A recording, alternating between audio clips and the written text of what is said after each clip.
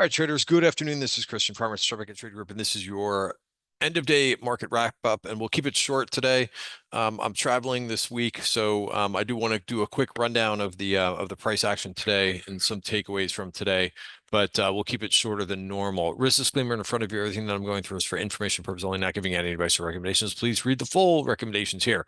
So, what do you have today? Well, you can see from the left hand of your screen, just a lot of strength today. Market breadth was strong today. Again, I can give you the raw numbers. I think the NYSE was up, the up volume was 62%, which is pretty strong. Pretty strong breadth for the day, but obviously you could see a lot more sectors going up after the close. This was another one of these interesting days where we started flat, and it just felt like for a pretty quiet day, but a good portion of the day was trending higher. The small caps were up 1.6%. So I'm not sure what got into the small caps today, but they were really strong. And even the micro caps, which I have on the spreadsheet as well, that's the IWC ETF, up 2%. So, again, when you see things like the small and the micro caps up, it kind of just tells you more. It's a much more of a risk on type day. Gold took a little bit of a breather today, as did silver.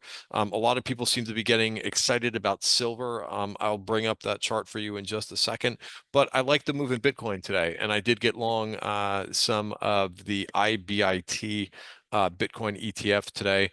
Also, a number of other situations that I want to go over really quickly. So we could kind of start with CrowdStrike after the close, because it started to see like a few of these moves today. I heard a lot about, I wasn't in front of the screens for the whole trading session today, but I heard a lot about, some fades that happen in names. And, I think that that's kind of normal to some extent when we've seen a run like we have in the momentum and growth names. There's going to be a little bit of profit taking here and there. CrowdStrike, a little bit of a different situation. It really ran nicely into its earnings reports. I kind of like when this situation happens, because you don't have to worry about what's going to, if you're thinking about this, from a very like practical situation. And I tweeted this chart out. It was one of the charts that I tweeted out yesterday. I just said, hey, that's a beautiful looking chart, but you don't know what's going to happen on earnings. And when these names tend to run into earnings, I tend to take profits because, especially like if I've had a nice move, a nice run into the event. Now, it's always a case of like whether or not you want to be greedy or not, or play that, and like I was looking at another name that reported after hours that I know moves quite decently, but this is another nice looking chart. This is Guidewire Software that went down the last two reports, but you could have said the same thing, like, oh, I don't want to be greedy into this report. And look at this thing, it's up $20. So it's kind of a little bit of a double-edged sword, because you will find like some of these names that surprise, and I feel like a lot of them, are the ones that, not all the eyeballs are on. I think when more people watch these things, I think the harder that it is for the names to go up. But it really depends on what your risk tolerance is. And of course, you could do things like, you can buy a put or a put spread if you really want to stay long into the report and you're worried about some downside risk. But I did sell my CrowdStrike today. I'm also going to talk about HIMS, which is another name that was up decently, and it really depends on your preferences. One of the questions that I get a lot from Tribeca Trade Group members, or just basically on Twitter, is like, hey, what's your position size in this, and like how much are you risking? And what I always tell people with particular names is it really, like, my bearing of how much I'm risking on a trade should not really imply too much into what you're doing, right? You have to figure out the formula where you're comfortable in a trade, and that takes a little bit of trial and error. It takes a little bit of experience, but there's no way that. And I have these conversations too, especially at the end of like when new months happen.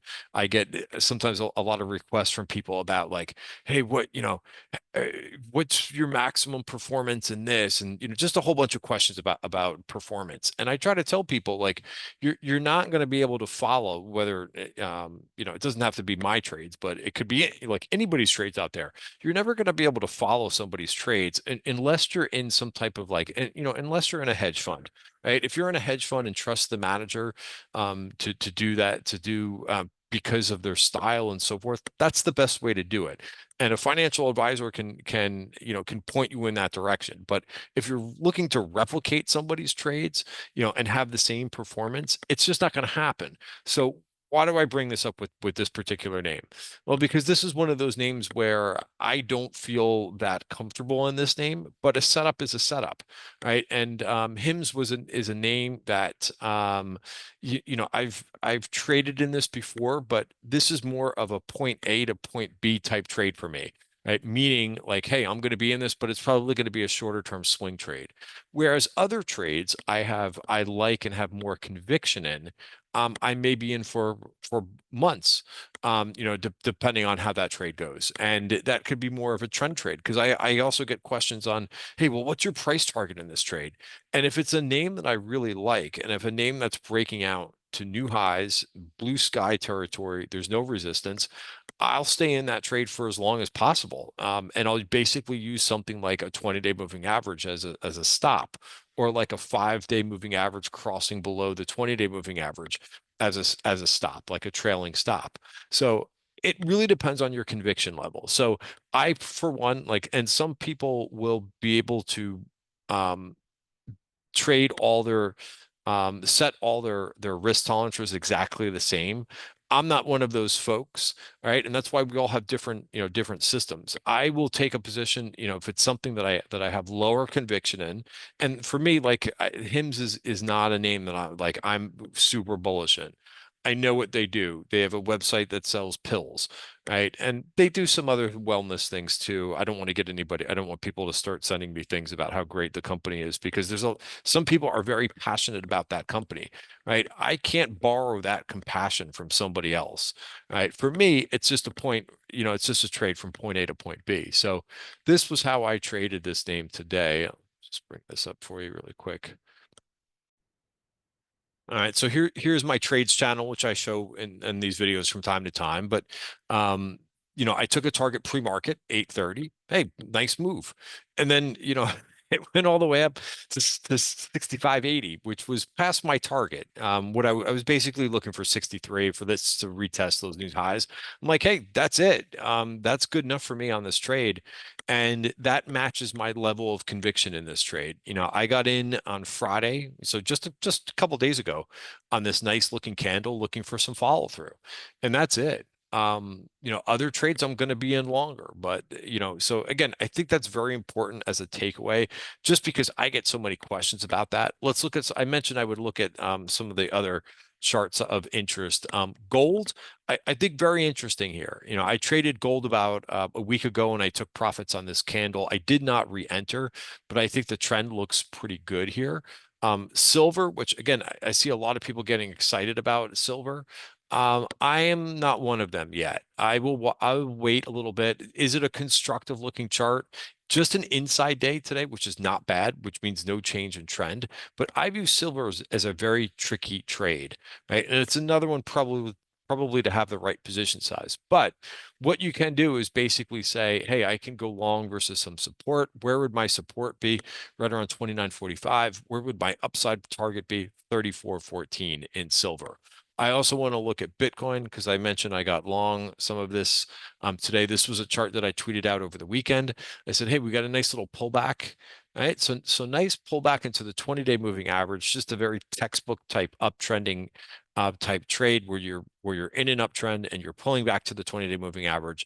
I like to wait. Everybody's a little bit different. Some people will just go ahead and buy once they're into that 20-day moving average. I like to wait for the turn.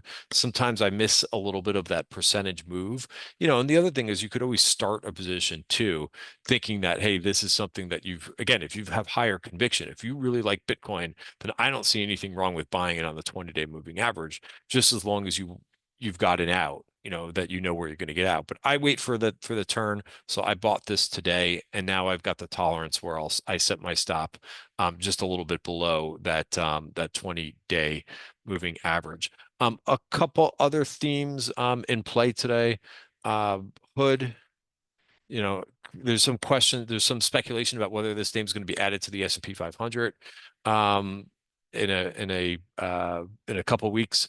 But there's a move breaking out and making new highs. So very strong looking. This is the leader, I think, in the brokerage group. This has acted very well for a while now. So nice to see this break out to new highs. A couple other names, Palantir. I know that's a name that right now everybody seems to be watching this name. I am long this name, and it is breaking above the value area now for the month. And that's 130.20. Right, so that's a level to watch. Also above the 5-period moving average, and also a neat little handle here. All right, so big cup, little one in here too, little one in here too. So not bad there. Another group that, again, sometimes I like to point out things that nobody else is really paying attention to, because sometimes people are so focused on their watch list, which is completely fine. But I like what's been going on in the agriculture space. I started to watch this name in the middle of last week. We started to also note what's been going on in some of the ag names, right? And again, you've probably heard me go over this before. I think I was making a joke about this towards the end of last week, but you don't hear anybody talk about this name. Mosaic just continues to grind higher. Really nice move off those lows when everything else kind of turned. Mosaic turned as well. CTVA is another name in the space, which has been acting really well. And CF Holdings too, not as strong as those other names, but very, very nice. And again, I like to go, sometimes it's only one name, that's in a group that's doing something, and you could say, okay, that's the market leader. But when you see several names in a group that are making these types of moves, it tells me that that there's something going on here. Right, and that this group is strong. So obviously Deere does other things than some of those names that I just mentioned. They're not a pure play on agriculture in terms of like seeds and fertilizer and that kind of thing. Obviously, they do a lot of machinery too, but like the chart there, and like the move higher. Then last group I'm going to talk about really quick, which again, I show this almost in every one of these videos that I go over.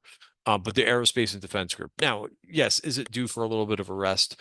Sure. But I just continue to see, I hear about more defense spending, and I hear about it also matches what we're seeing in terms of earnings reports. So very strong there, and not only in some of the bigger names, but also some of the smaller names too. I mentioned I would keep this video short, so that is it.